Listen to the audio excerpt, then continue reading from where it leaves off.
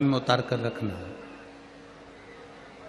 कुत्ता कभी पाप नहीं करता, हाथी कभी पाप नहीं करता, चींटी कभी पाप नहीं करती, पशु पक्षी जानवर कभी पाप नहीं करते। उनको जितना बोलकर भेजा जाता है वो उतना करते। पाप में अगर लिप्त होता है तो 84 लाख योनि में केवल एक मनुष्य की देह ऐसी है जो पाप करना भी जानता है और पुण्य करना भी जानता है। केवल एक मानव का शरीर।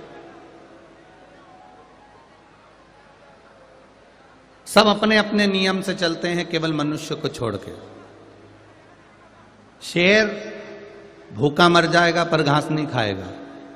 बोलो सही है कि गलत है?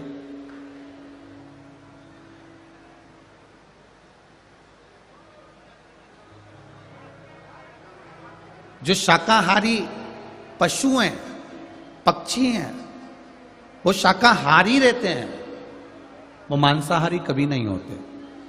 हंस के आगे मांस पर रख दो, हंस मांस नहीं खाएगा, वो मोती ही चुगेगा।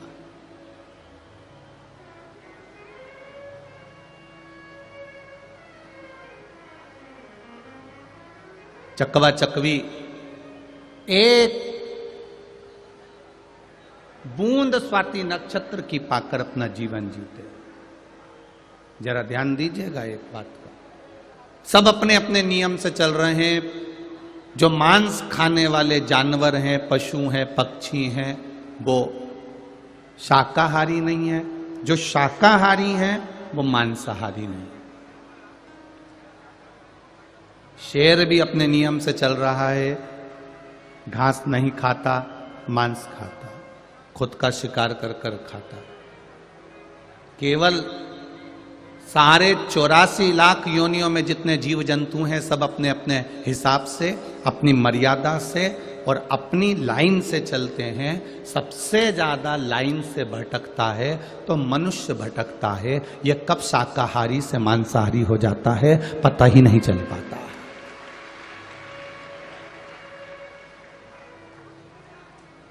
ये रोटी खाता खाता कब गलत चीजों को खाने लगे इसका कोई नियम नहीं, इसका कोई उसूल नहीं, इसका कोई क्रम नहीं है। ये कब क्या कर जाएगा इसका कोई भरोसा नहीं।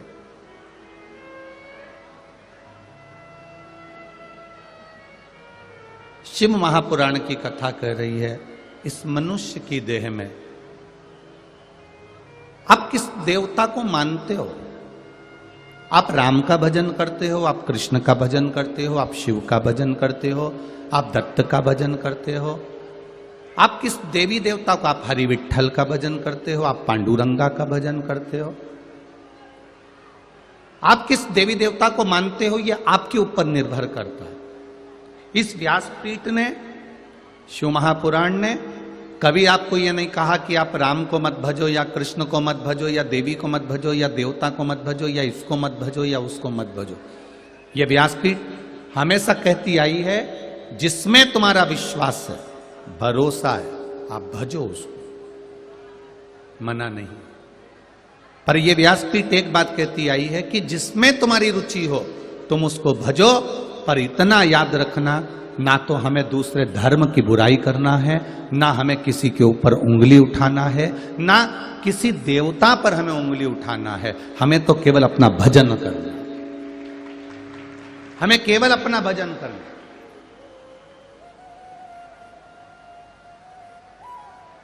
आज लोगों ने इतना बांट दिया है। कोई कहता है कि हम वारकरी संप्रदाय के हैं, हम हरि विठ्ठल को मानते हैं तो हम शंकर जी को नहीं मानेंगे।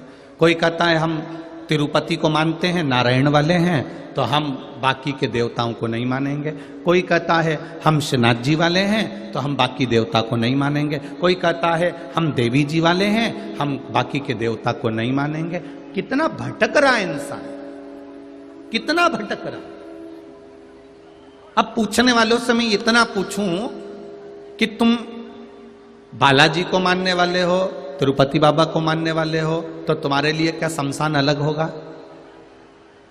तुम देवी जी को मानने वाले हो तो तुम्हारे लिए क्या शमशान अलग होगा?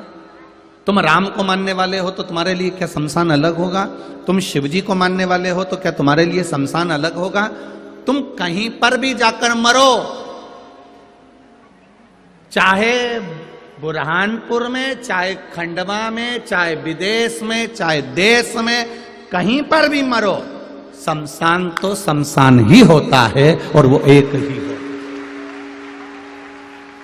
तुम चाहे राम कह लो, तुम चाहे कृष्ण कह लो, चाहे तुम शिव कह लो, चाहे तुम भवानी कह लो, चाहे तुम पांडुरंगा कह लो, चाहे तुम हरिविठल कह लो, आखिरी में जाना तो वहीं पड़ता। अंतिम बिंदु है हमारा वो धाम।